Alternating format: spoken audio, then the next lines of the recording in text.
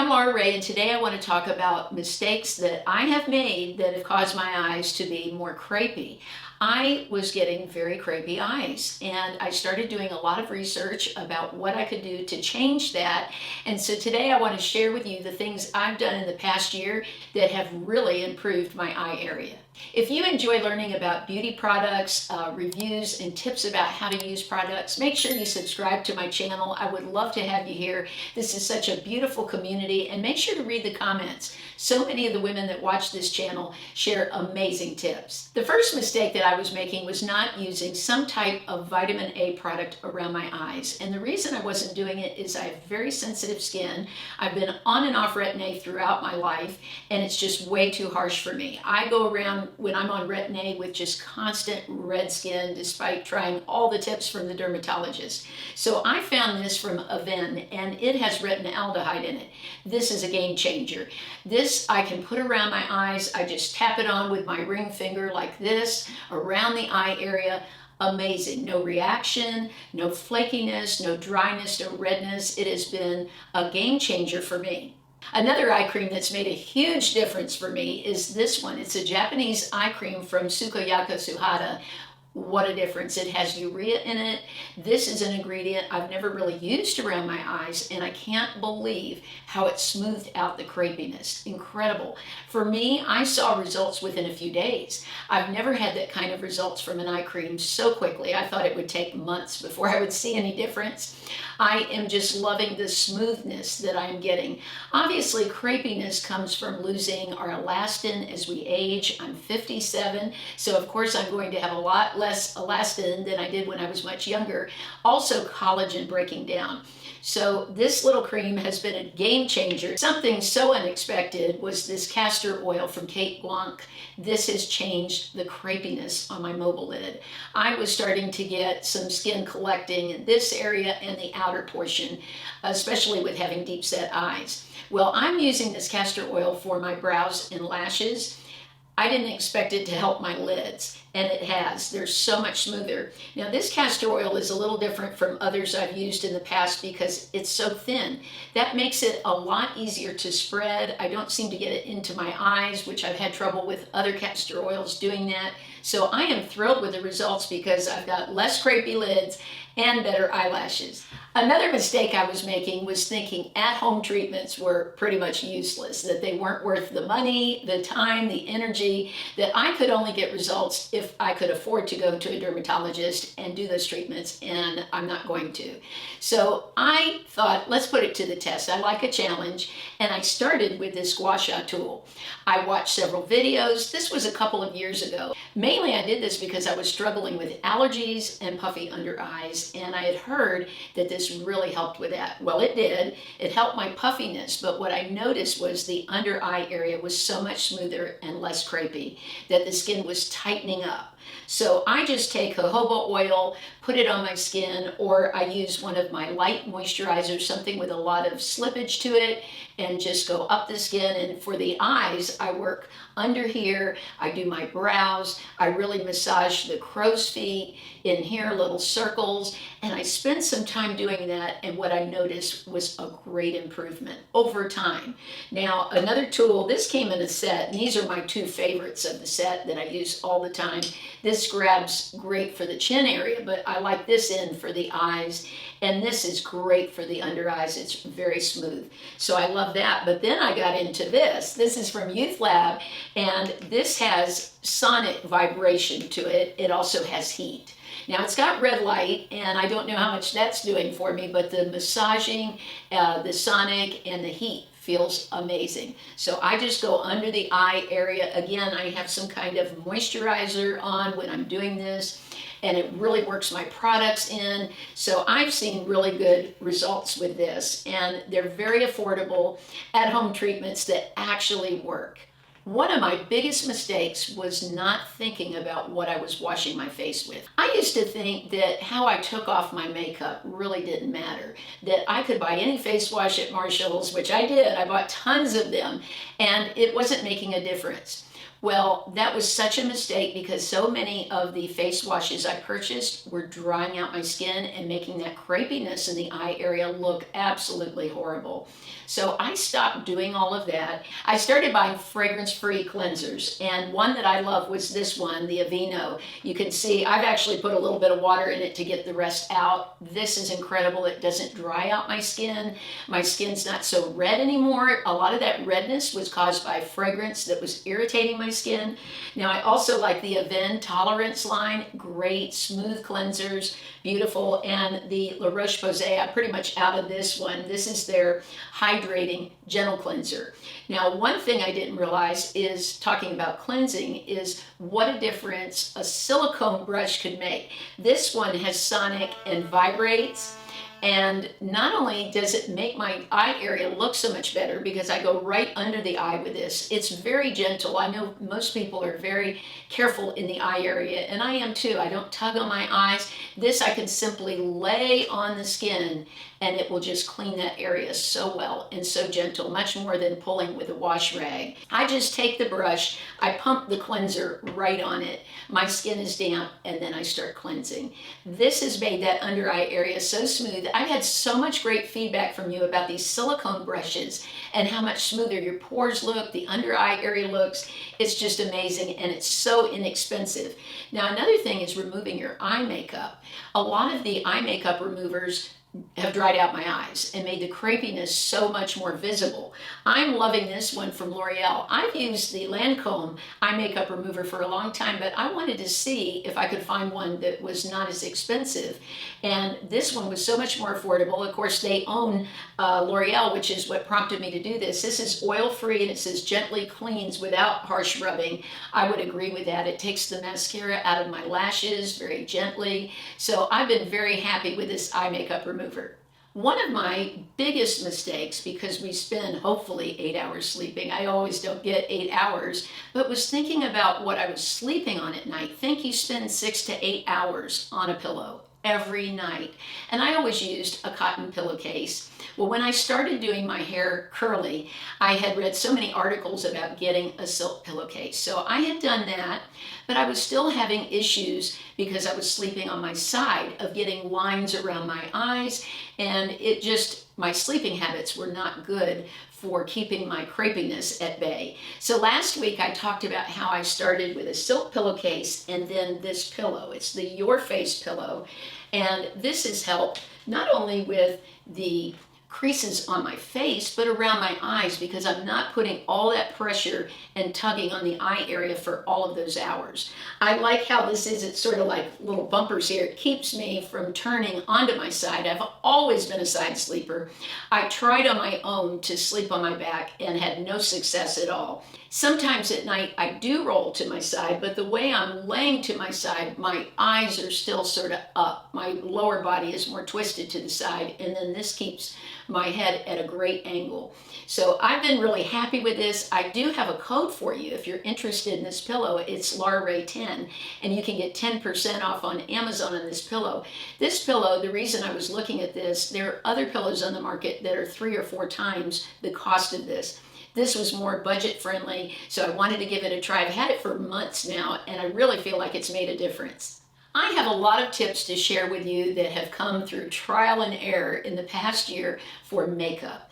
Let's first start with primers. I've always used an eye primer, and I found that many in the drugstore all of a sudden in the last couple of years were turning my lids to prunes. I mean, my lids would legit look 20 years older after applying the primer. So I just can't use most drugstore primers anymore. They're just drying my eyes out. Now, from the drugstore, what I can use is this Maybelline Instant Age Rewind Brightener. It's a concealer, it's not a primer, but it does hold my shadows on, which is what I'm looking for. I want my shadows to last all day and not come home and look like I have no eyeshadow on.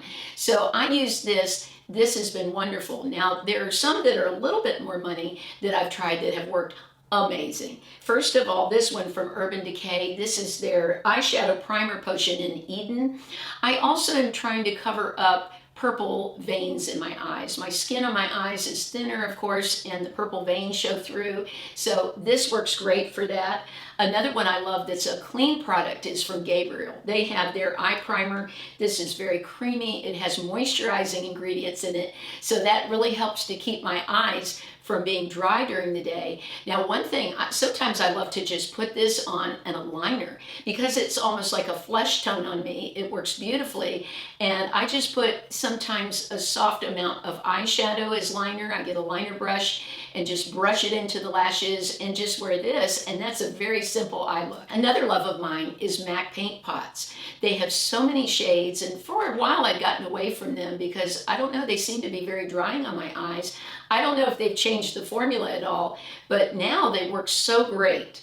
And maybe it's some of the things I've done, some of the skincare that's making it work better. But Painterly is what I'm wearing today. I just put it on like a shadow. Now, many people, including myself, use it as an eye primer and then apply powder shadows. But sometimes I just want a quick look and not too much on the eyes, especially if maybe I'm doing a stronger lip or I want more on my cheeks. I might go very subtle on the eyes like I have today. So that is something I'm loving. Now, if I want to add a little glitter, I love glitter, and this is a glitter that is not heavy, it's thin, it doesn't bring out crepiness. This shade is called Babe in Charms, and it's just beautiful. It looks great over a matte powder. It looks great on its own. Sometimes I wear it alone. Now, for powder shadows that are inexpensive, I really have not found any better than the Canmake. I've talked about these so many times. They're a Japanese brand that I purchase on Amazon. These shadows are so thin that they do not accentuate any crepiness in my eyes. Now, one thing I want to tell you about shimmer or glitter, I keep it away from the inner corner of my eyes. I know a lot of young YouTubers say, you know, put brightness in that area, and I've done that too. I've done it many times in videos, but what I've found is a lot of these shimmery type of shadows will make the crepiness stand out 110%. It just makes it look so much worse. So I like to put shimmer now in the smoothest part of my eye, which is the center. So that's the center of attraction now, is right here in the mobile lid, right in the center. Then my eyes don't look crepey. And I just put a very thin amount of shadow in the inner corner of the eye. Another shadow that I'm loving, I've tried recently, is by Mario. These shadows, again, spread beautifully. They're thin. They don't look thick on the eyes. So I am just loving these. And yes, there's shimmer to these, but they don't look heavy on the eyes. That's another thing. I find that the thinner the shadow leads to less crepiness, less of a heavy look on the eyes. Now, one tip I can give you if you do love shimmer is to use it as an eyeliner. I purchased these Laura Mercier sticks. People talk about them all the time, but what I found for me, and if you feel this, now you know you're not alone, they totally bring out the crepiness, the metallic ones. So I didn't want to throw them away. I was sort of sad when I saw how they looked on my eyes, and I thought they looked terrible on my eyes. I use them now as eyeliner. So today I've done that. I put a little bit of Charlotte Tilbury, the Pillow Talk, shadows on along the lash line. I went on top of the Pillow Talk with this shade. It's an amethyst, intense amethyst. I love purple. This is a way to use it along the lash line and not accentuate crepiness. I do have to say, one of my favorite shadow lines on the high end is Charlotte Tilbury for her shades, as far as the thinness of them and that they don't age my eyes or accentuate crepiness. This is the second time I have purchased this Pillow Talk palette. I love the matte shade. These are so soft. Every time I use these, when I'm out in public, people will say, oh, I love your eye look. Oh, that looks so beautiful. And so I can't say enough about how much I love these. Now, one very similar that I found recently was this Canmake palette, and this is their Silky Souffle Eyes. These have sort of a Charlotte-esque look to them. Now, there's no matte in here. They're all shimmer, but not glitter. So they go on really smooth. They look beautiful on the eyes. Again, the formula is very thin. So you can see they sort of give you the same vibe. They're not the same as far as an exact match. It's just the feel of it when they're on your eyes. So if Charlotte Tilbury is out of your budget, then I would definitely recommend this one from Canmake. One tip that I wanted to give too with the MAC shadows that I've been doing is that I take this old-fashioned sponge brush, go into the product and spread it on the eye. I find that it doesn't get into my crepiness as much as when I use a brush. I get a very smooth application. These are so inexpensive. I also like to go use these for the inner corner, the outer corner. You can really get into those crevices and not have the product get into the crease. One last makeup product that I have to share with you are the boomsticks. I've used these for months. I love them. They're so sheer. They're great for the eyes. You do not see any crepiness accentuated when you use them. They're so thin, they're moisturizing, and they're quick. And the great thing is you can use them all over. So I will just go in my eyes, cheeks, lips, I'm done. They're very quick, hydrating. I go right on the lid in the center like this, and it gives such a beautiful, subtle glow. If you're looking for subtle, let me put it on my cheeks so you can see how it looks there also.